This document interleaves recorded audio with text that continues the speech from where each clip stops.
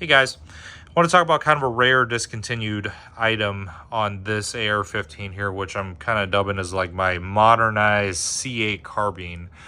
The background of this is essentially, so nowadays in 2025, we're spoiled for choice, right?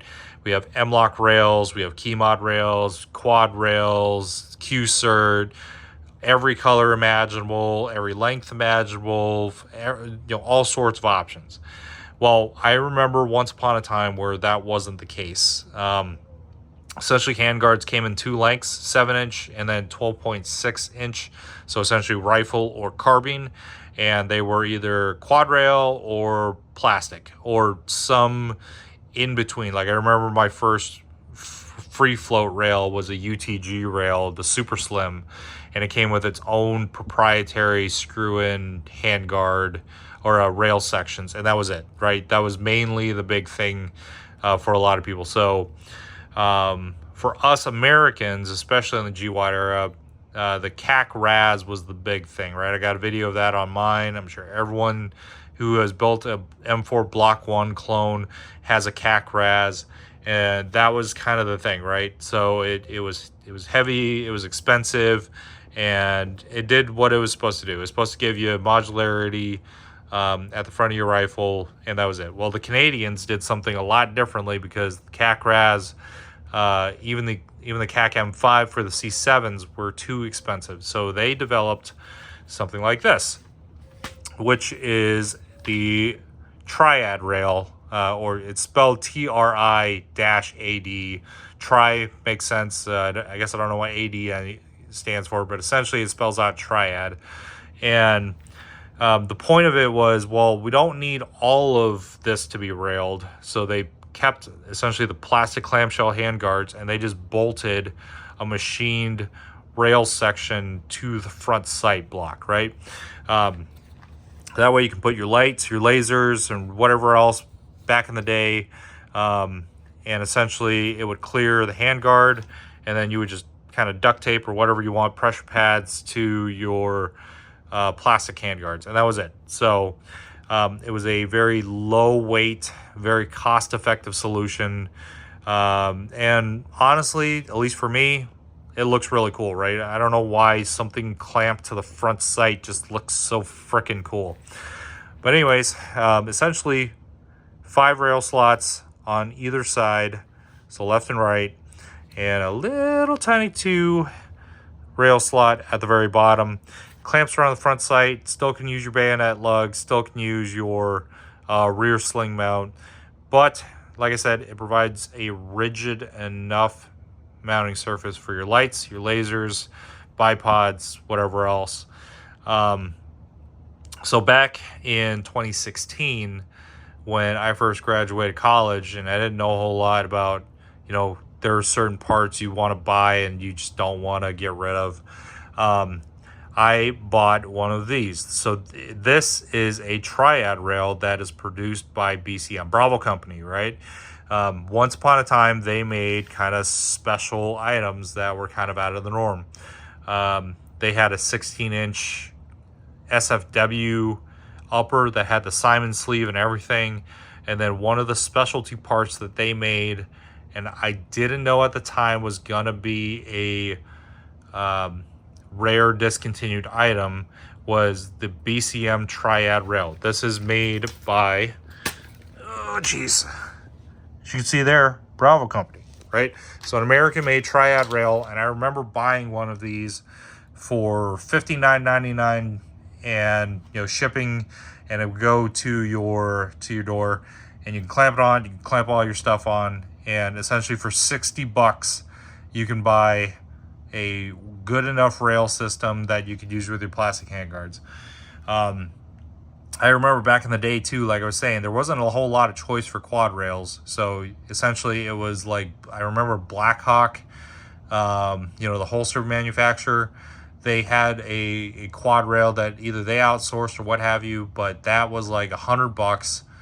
And then of course you can get the actual CAC rail, because PNS products rails didn't exist at the time. They were like legitimate Knights Armament rails that you had to buy, and those were north of $400. Well, as a poor college student, obviously, you know, shelling out $400 for something that, you know, I had to find more money to bolt stuff onto. Obviously, it didn't make sense.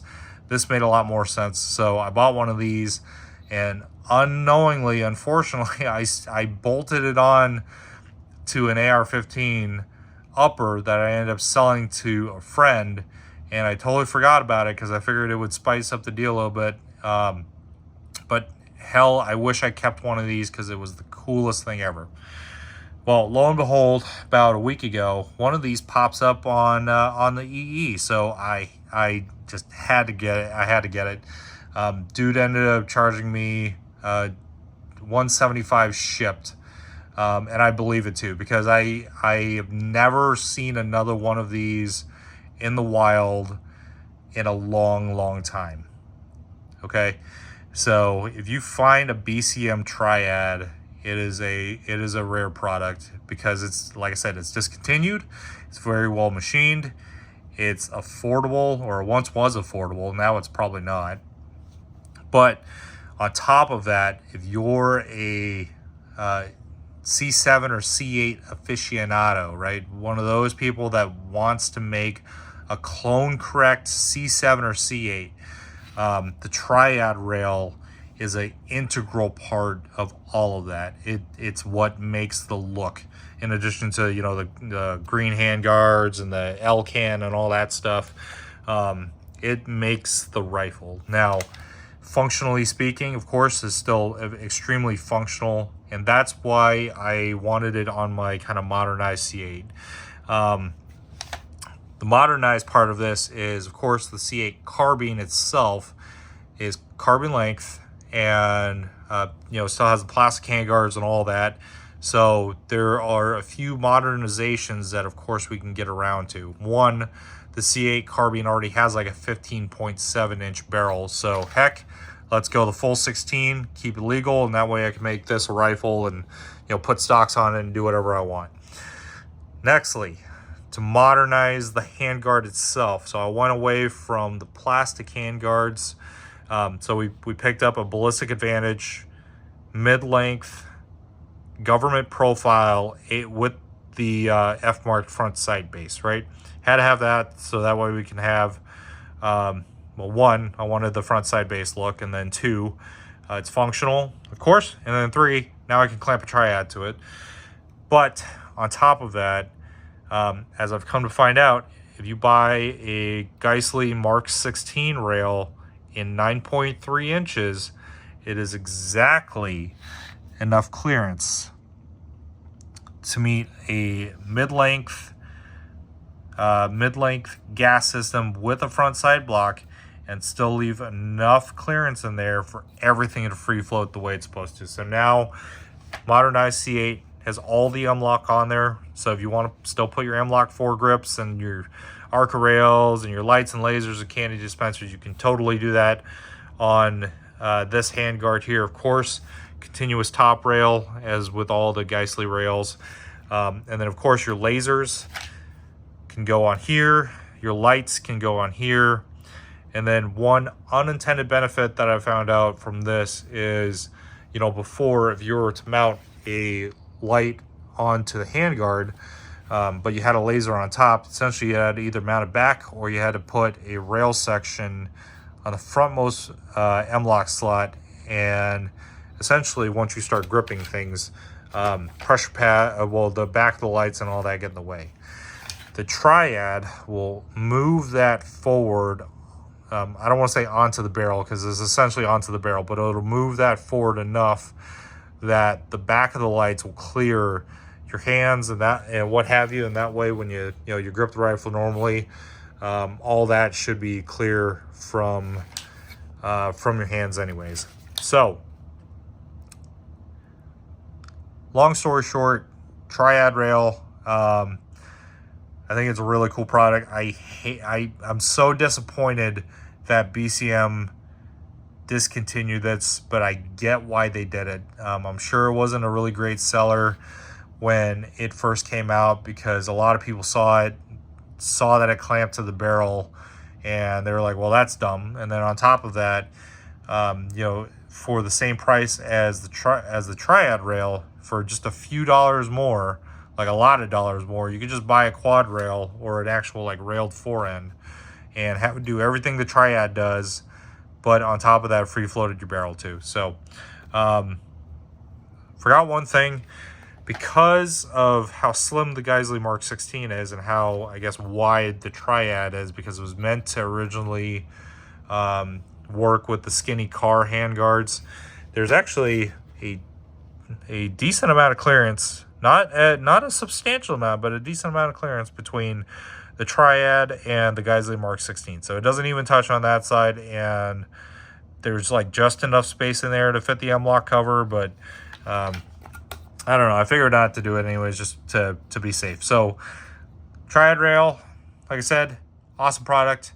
I wish I could just pick up one or two more of these. These are just awesome products. I hate that they're discontinued, but yeah, if you're building a C8 or C8 adjacent product, I guess, because this is what this is, because the mid-length barrel is not a C8 thing, but I would consider it a C8 improvement. ACOG instead of an L-can, I would consider that improvement. A fully ambidextrous low receiver compared to the mil-spec low receiver that the C8 came with, I would consider that an improvement. And then, you know, Viltor mod stock or iMod, or, you know, essentially whatever other stocks you want. I mean, you could do that with the standard C8 as well, but, you know, still, I would consider this an improvement. So, even if you don't call this a C8, it's still an extremely functional mid-length carbine. Yeah, it'll mount suppressors, it'll mount bayonets, it'll mount lights, lasers, all the goodies and doodads, and it'll look really good at the party when you get there. So, yeah, I don't know. If you guys ever end up finding one of these, I'd pick it up, because, you know, maybe the TRIAD's not your cup of tea, and that's okay too. But I don't know if you'll ever be able to find a product like this again. All right, peace out. See you guys later.